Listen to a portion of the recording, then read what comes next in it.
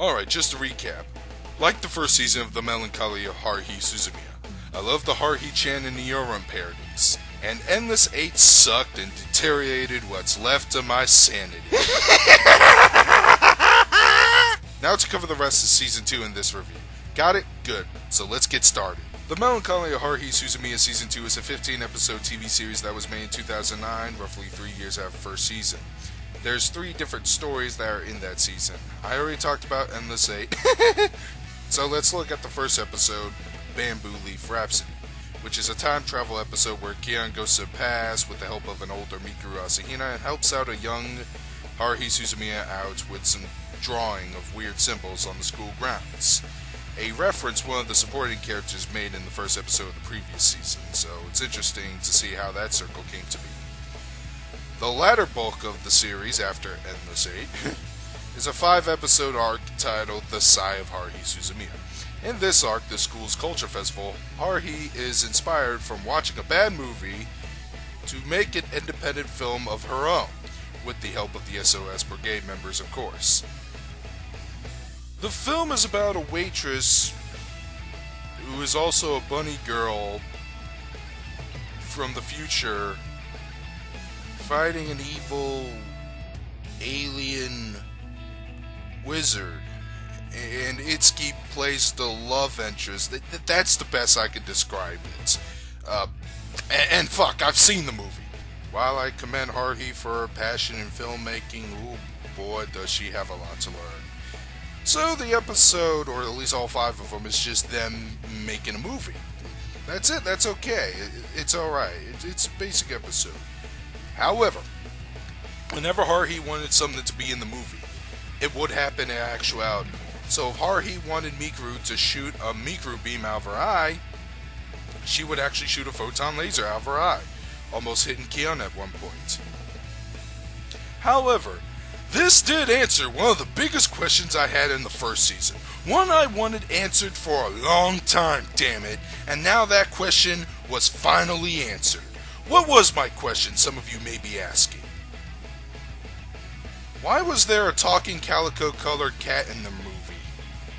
In all seriousness, the narrative, like in the first season, is told through a restricted perspective from Kion's, but of a cynical guy who always dreads about what Haruhi would do next.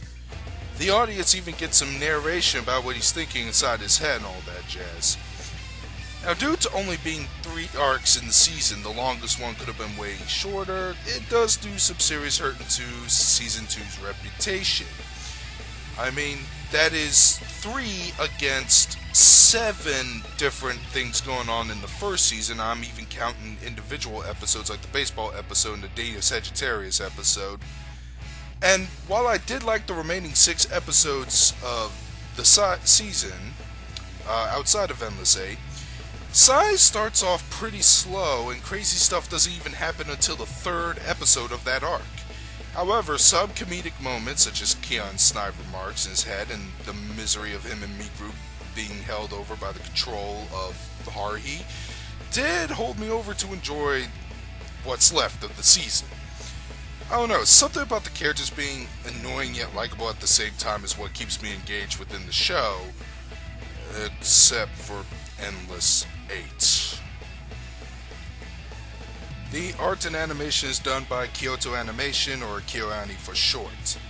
Now, the character designs do slightly look different. They look a little more K-on-ish at times.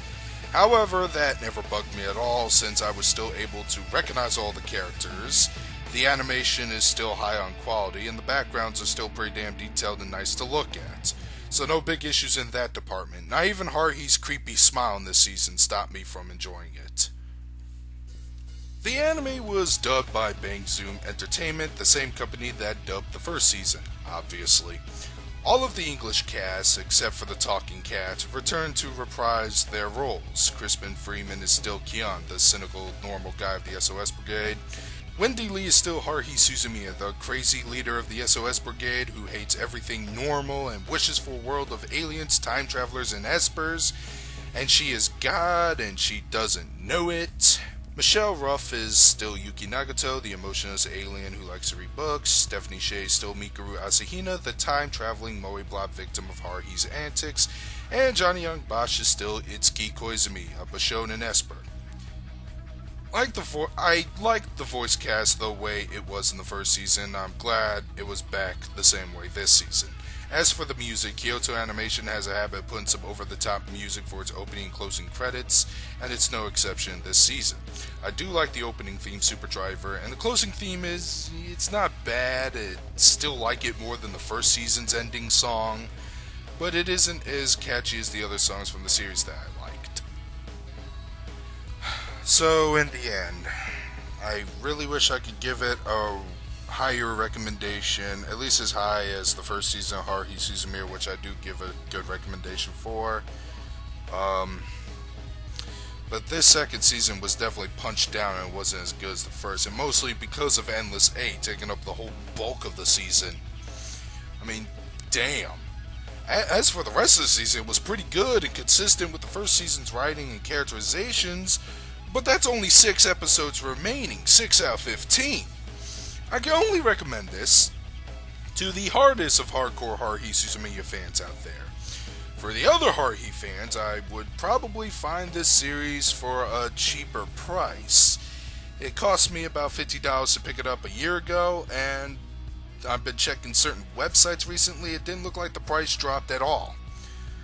So, if that's not possible, I'd say avoid or see if your friend owns a copy and just watch all the episodes I recommend and maybe 1 to 3 episodes of Endless 8. Unless you feel like a bad enough dude, then I say you marathon Endless 8. A challenge I am giving to you, to marathon it. Hell, I'll make it easy. Watch it with friends, get some snacks, some drinks. Survive Endless 8, and tell me your experience with it. It's gonna be a very unique one, I can guarantee you that. Well, that's all I have to say. My next review is obviously going to be the Haruhi movie. And with that said, Darkscream217 signing out.